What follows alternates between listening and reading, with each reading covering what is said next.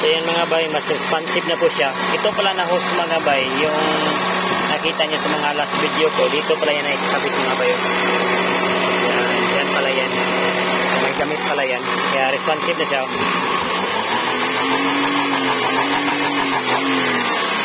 Yan na po siya ka-responsive. Yan, ibalik na yun. Kasi hangin yun. Parang dito yan na-control ng may sensor ata.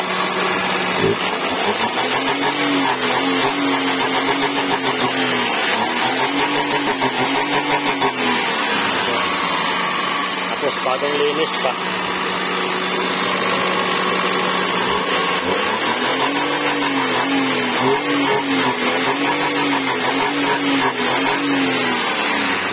Ito siya ka-responsive.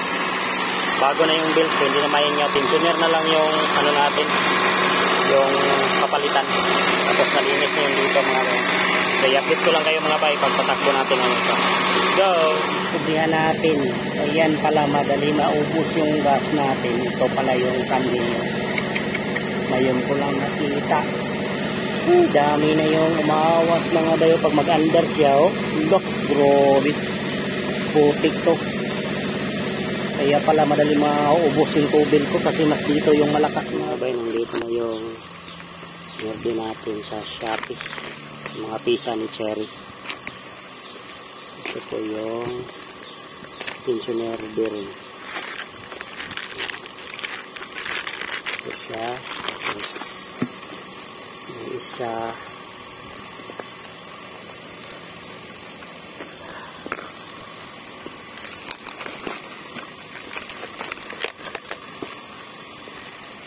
Brake pad to.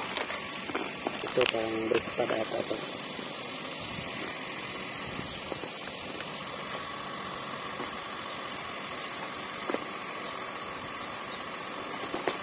Yan, brake pad. So, dalawang brake pad yan. Nobel natin. Safe yan sa harap. Ito. Alam mo ito.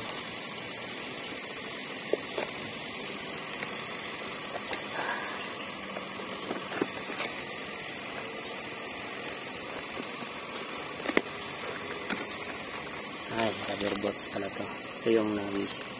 Ito, may clip na. Ito, may clip pa na pataban. Tapos, ito yung thermostat. So, may thermostat na nakalag na ating sasakyan mga bay. Si Cherry.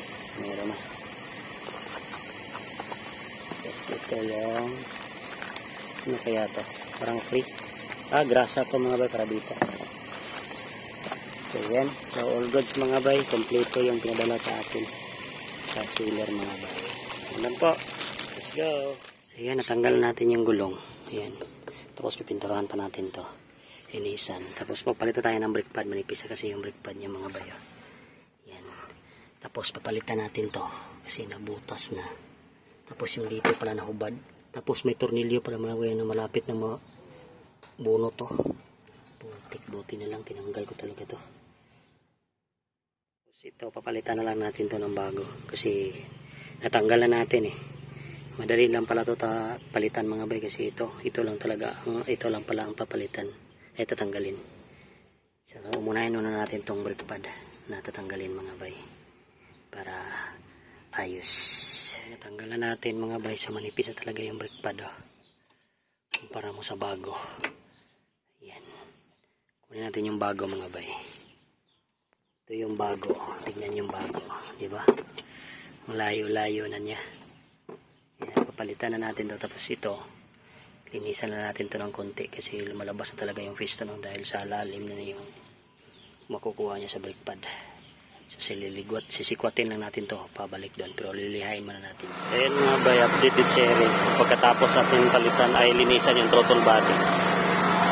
Tapos yung napansin ko dito yung compressor niya, yan naka-cut off na yung compressor niya. Balik yan mag-on yan.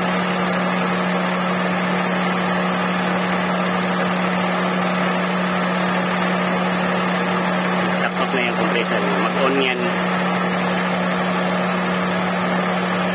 Hindi na siya nag-on hindi binidiwan. Kanina eh.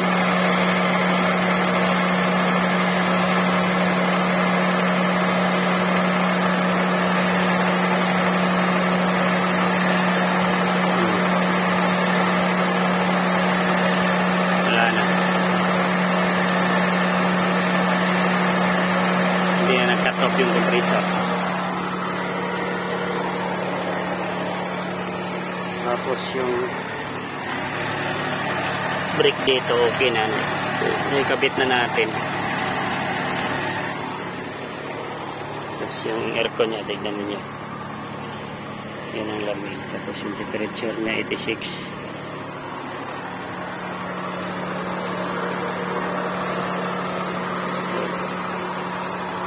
Pinantay ko na yung gulong dito.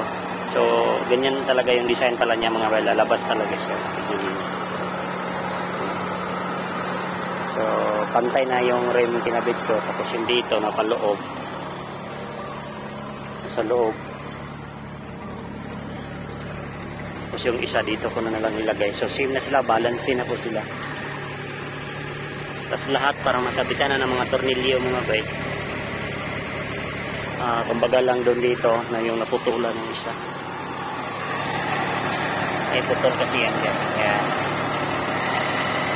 hindi na ikabit. So yung hangin na lang yung hihintayin natin. Yung ito. Yan ang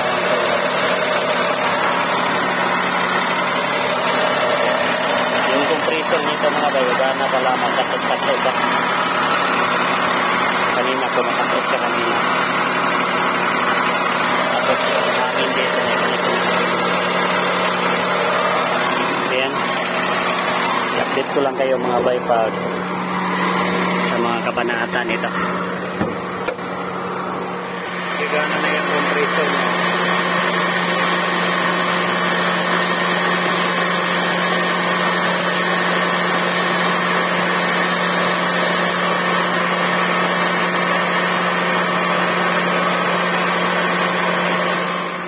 Shopee natin.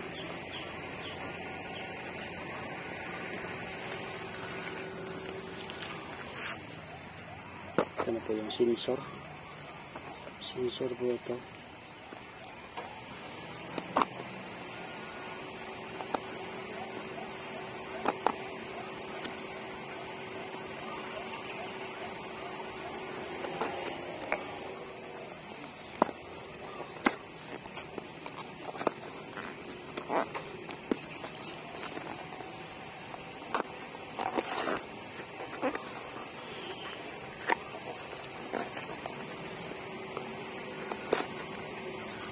Ito po siya. So, ito po yung sensor ni Cherry mga bay.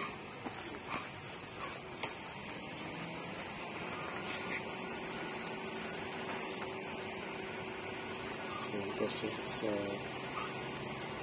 sinamahan ko na ng socket para all goods na siya mga bay. So, ito po yung color coding niya. 4 at may kasama pang tornilyo. So hindi ko lang alam kung pwede ba ito sa ating Cherry mga bay. Let's go.